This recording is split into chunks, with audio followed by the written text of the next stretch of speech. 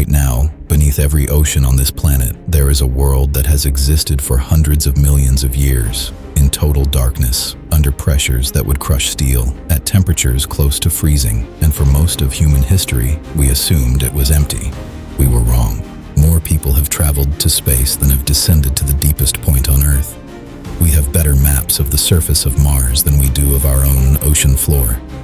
And in the small fraction we have managed to reach, we keep finding things that should not exist. A worm that lives beside a volcanic chimney at 80 degrees Celsius. A fish so pale and translucent it looks like a ghost. A black tower of minerals belching superheated water into the dark. Life in places where life was never supposed to be. This is not the ocean you think you know. This is what is at the bottom. The ocean is not one world. It is 5, stacked on top of each other. The sunlit zone at the top, then the twilight zone, where bioluminescent creatures navigate permanent dusk. Then the midnight zone, the abyss, and finally, the Hadal zone, at the very bottom. Each one darker, colder, and more extreme than the last. Everything that sinks in the ocean ends up going down. Particles, sediment, debris, falling through layer after layer of darkness, pulled toward the deepest places on the planet. At 4,000 meters, in the midnight zone, the giant squid hunts. No sunlight reaches here. We have explored less of this terrain than we have the surface of the moon. And at the very bottom is the Hadal zone. It covers only 0.25% of the ocean floor, but it contains 45% of the ocean's total vertical depth. The Mariana Trench reaches nearly 11 kilometers straight down. The pressure there is over 1,000 times what you feel at sea level. If you dropped Mount Everest into Challenger Deep, the peak would still be more than a mile underwater.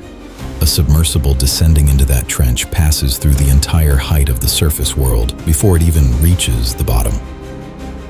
In January 1960, 2 men descended to Challenger Deep for the first time aboard the bathyscaphe Trieste.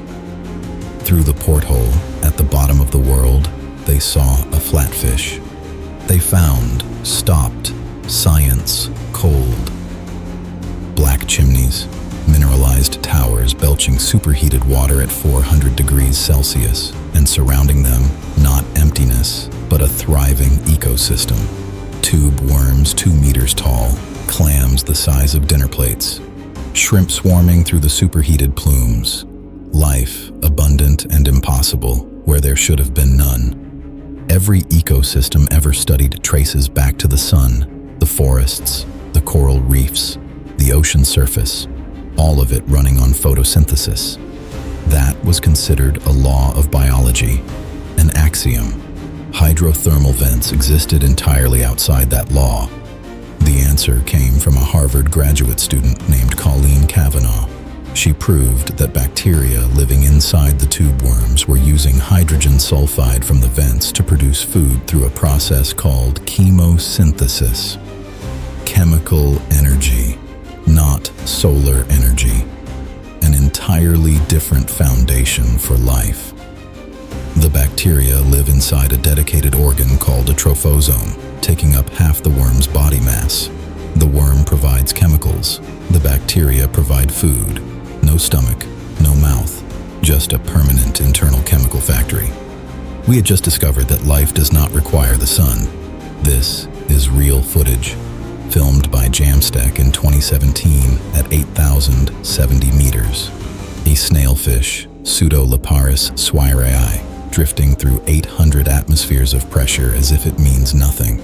That is equivalent to 50 fully loaded Boeing 747s pressing down on every square meter of your body. The snailfish does not care. And in the sediments below, the microbial world is stranger still. A study published in Cell in March. Life has been running experiments in the deep ocean since long before anything walked on land, since before the atmosphere contained oxygen. The deep is not a dead zone. It is the oldest laboratory on the planet. Here is the part that does not fit the awe. The Hadal Zone sits at the bottom of the ocean's entire drainage system. Whatever we put into the water eventually sinks. Industrial runoff, pharmaceutical compounds, plastic. In 2017, scientists found polychlorinated biphenyls, PCBs, industrial chemicals banned since the 1970s, in the tissues of amphipods collected from the Mariana Trench. The concentrations were 50 times higher than in crabs from the most heavily polluted rivers in China, at the bottom of the world. Since 2019, every dive to Challenger Deep has recovered water samples containing plastic particles. Not at the surface, at the very bottom. The ocean we believed to be pristine, sealed from the world above, was already full of us before we got there. One scientist on the 1977 Alvin expedition described seeing the vent ecosystem as seeing an alien world, but that is the wrong metaphor. The deep ocean is not alien. It is ancient. These chemosynthetic ecosystems have been running continuously, independently, without the sun for at least 3.5 billion years. Some researchers believe that the first living cells on this planet did not form in warm surface pools.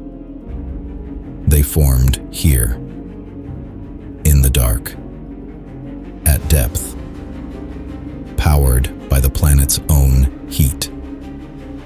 Every probe we send to Europa, every plan to drill into the ice of Enceladus, is guided by what we are still learning here at the bottom of our own ocean. If life on Earth began not in the light, but in the deep, then the surface biosphere we inhabit is not the original condition. It is the derivative. We have spent centuries looking upward for life elsewhere in the universe. The answer was under 11 kilometers of water, waiting for us to go deep enough to look.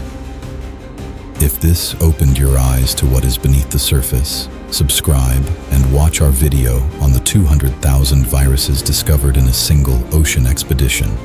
The deep is full of surprises. So is the surface. Be sure to like, subscribe, and share with your friends. Thank you for watching. Stay tuned for more to come.